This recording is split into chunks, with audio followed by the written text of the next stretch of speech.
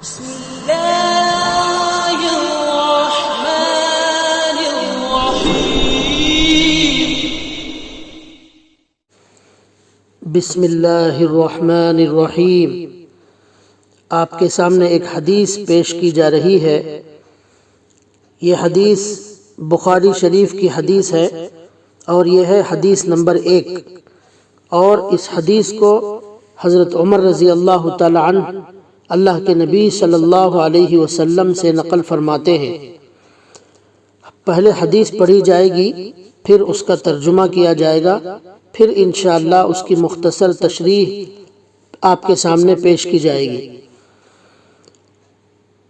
حدیث کے عربی الفاظ یہ ہیں: قال رسول اللہ صلی اللہ علیہ وسلم انما الاعمال بالنیات وانما لكل امرئ ما نوى فمن كانت هجرته الى دنيا يصيبها او الى امرأة ينكحها فہجرته الى ما ہاجر الیہ۔ اس کا ترجمہ ہے، آپ صلی اللہ علیہ وسلم نے فرمایا، تمام اعمال کا دار و مدار نیتوں پر ہے، اور ہر عمل کا نتیجہ انسان کو اس کی نیت کے مطابق ہی ملتا ہے۔ پس جس شخص کی ہجرت دولت دنیا حاصل کرنے کے لیے ہو یا کسی عورت سے شادی کی غرض سے ہو، پس اس کی ہجرت انہی چیزوں کے لیے ہوگی جن کے حاصل کرنے کی نیت سے اس نے ہجرت کی ہے۔ یہ ہے اس حدیث کا ترجمہ۔ اس حدیث کا خلاصہ اور اس کی تشریح مختصراً عرض ہے۔ اللہ کے نبی صلی اللہ علیہ وسلم اس حدیث کے ذریعے سے امت کو اخلاص کی تعلیم دے رہے ہیں، اور ہر عمل کے اندر صرف اللہ کو راضی کرنے کی نیت ہونا چاہیے۔ یہ سبق ہمیں اس حدیث سے دیا جا رہا ہے، اور اللہ کے نبی یہ اس میں بتا رہے ہیں کہ انما الاعمال بالنیات، تمام اعمال کا دار و مدار نیتوں پر ہی ہے۔ جیسی نیت ہوگی ویسا ہی اجر اور ثواب ملے گا۔ اگر نیت فاسد ہوگی، خراب ہوگی، دکھاوے کی نیت ہوگی، تو بڑے سے بڑے عمل کا کوئی اجر اللہ کے یہاں نہیں ملے گا۔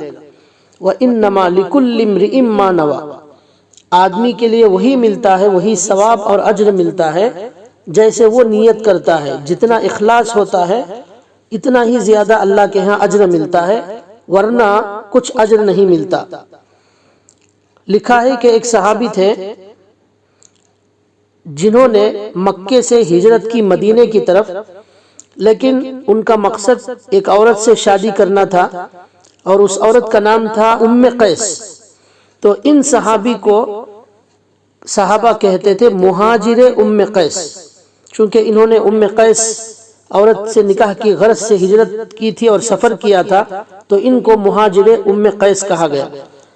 تو اللہ کے نبی صلی اللہ علیہ وسلم اس حدیث میں فرما رہے ہیں کہ دیکھو، ہجرت جیسا عظیم عمل، بہت عظیم عبادت ہے ہجرت۔ ہجرت کی تشریح یہ ہے کہ اللہ کے لیے، محض اللہ کے لیے، دین کی خاطر، اسلام کے لیے اپنے وطن کو چھوڑ دینا، اپنے ملک کو چھوڑ دینا، اپنے اہل و عیال کو چھوڑ دینا، اپنی جائیداد کو چھوڑ دینا، ہر چیز چھوڑ کر صرف اللہ کے لیے کسی دوسرے ملک ہجرت کرنا، اس کو ہجرت کہتے ہیں۔ لیکن اس عظیم عمل اور بہت عظیم عبادت کے ہونے کے باوجود اگر اس کا مقصد کسی عورت سے نکاح یا کوئی دنیاوی غرض ہوگی تو اس پر کوئی اجر و ثواب نہیں ملے گا۔ یہ اس حدیث میں بتایا گیا ہے کہ فمن کانت ہجرتہ الی دنیا یصیبها او الی امرأۃ ینکحها،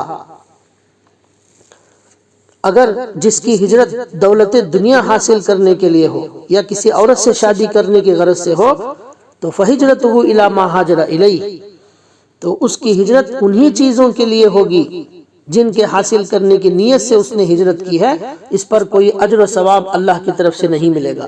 تو غور کیجئے کہ اتنے عظیم عمل اور عظیم عبادت جو کہ ہجرت ہے، اس کے باوجود اس میں اللہ کی خالص اللہ کی رضا نہ ہونے کی وجہ سے کوئی اجر ملنے والا نہیں۔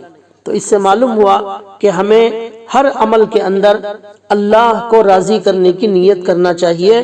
یہی سبق ہے جو اس حدیث میں اللہ کے نبی صلی اللہ علیہ وسلم امت کو دے رہے ہیں۔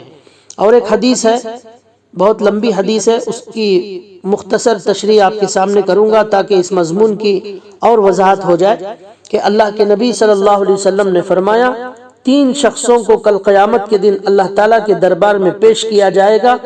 اس میں ایک عالم ہوگا، اور ایک شخص جہاد میں شہید ہونے والا مجاہد ہوگا، شہید ہوگا، اور تیسرا اپنا مال خرچ کرنے والا اللہ کی راہ میں مالدار ہوگا۔ یہ تینوں سے سوال کیا جائے گا کہ آپ لوگوں نے کن نیتوں سے عبادت کی تھی، کس نیت سے علم حاصل کیا۔ عالم سے پوچھا جائے گا کس غرض سے مال خرچ کیا، کیا نیت تھی، اور شہید سے پوچھا جائے گا کس نیت سے جہاد کیا۔ تو وہ سب لوگ کہیں گے، شہید کہے گا کہ میں نے آپ کے دین کی خاطر اپنے خون کا آخری قطرہ بہا دیا، اور عالم کہے گا کہ میں نے قرآن کا علم کا فیض پہنچایا دنیا میں، اور مالدار کہے گا میں نے آپ کی خاطر ہر جگہ خرچ کیا۔ تو اللہ تعالیٰ ان تینوں سے کہیں گے کہ تم سب نے جو بھی کیا ہے وہ لوگوں کو دکھانے کے لیے کیا ہے، آپ لوگ جھوٹ بول رہے ہیں، اور جو آپ کی خواہش تھی کہ لوگوں کی خوشنودی تو وہ حاصل ہو چکی ہے، اس لیے اب یہاں کوئی اجر ملنے والا نہیں ہے، اور ان تینوں کو اوندھے منہ جہنم میں ڈال دیا جائے گا۔ یہ اس لمبی حدیث کا صرف خلاصہ مختصر بتایا گیا۔ تو اس حدیث میں غور کیجئے، عالم کتنا بڑا کام کرتا ہے، کتنا عظیم کام ہے اس کا۔ رات دن وہ تبلیغ میں اللہ کے دین کی اشاعت میں لگا رہتا ہے، اور مال خرچ کرنے والا بھی اپنے مال کو، جو کہ محبوب ہوتی ہے ہر انسان کے نزدیک، مال ہر انسان کو محبوب ہوتا ہے، وہ اللہ کے لیے خرچ کرتا ہے۔ اور شہید کتنا عظیم کام کرتا ہے کہ اللہ کے راستے میں اپنا خون کا آخری قطرہ بہا دیتا ہے، جان خود تک قربان کر دیتا ہے۔ لیکن ان 3 عمل کے اندر اللہ کی رضا نہ ہونے کی وجہ سے وہ تینوں عمل اللہ کی نظر میں ضائع ہو گئے۔ کتنی یہ ڈرنے کی حدیث ہے، اور اس سے حدیث سے ہمیں اللہ کے نبی یہ پیغام دے رہے ہیں کہ بڑے سے بڑا عمل بھی آپ اگر اللہ کے لیے نہیں کریں گے کوئی اجر اس میں ملنے والا نہیں ہے۔ تو لہٰذا ہمیں یہی پیغام ہے کہ ہر عمل کو صرف اللہ کے لیے کرنے کی کوشش کریں، ورنہ ہمارا جو عمل ہے، جو ہماری محنت ہے، جو ہماری یہاں پر کوششیں ہیں، یہ سب کی سب ضائع ہو جائیں گی، اور ان عبادتوں کا کوئی اجر نہیں ملے گا۔ جب ان عبادتوں کا کوئی اجر نہیں ملے گا تو ان کے کرنے کا کوئی فائدہ نہیں ہوگا۔ قرآن کریم میں بھی بہت جگہ یہ سبق سکھایا گیا ہے، یہ تعلیم دی گئی ہے کہ محض اللہ کے لیے کرنا ہے۔ قرآن کریم میں اللہ نے ایک جگہ فرمایا فَصَلِّ لِرَبِّكَ وَانْحَرْ، اپنے رب کے لیے نماز پڑھیے اور اپنے رب کے لیے قربانی کیجیے۔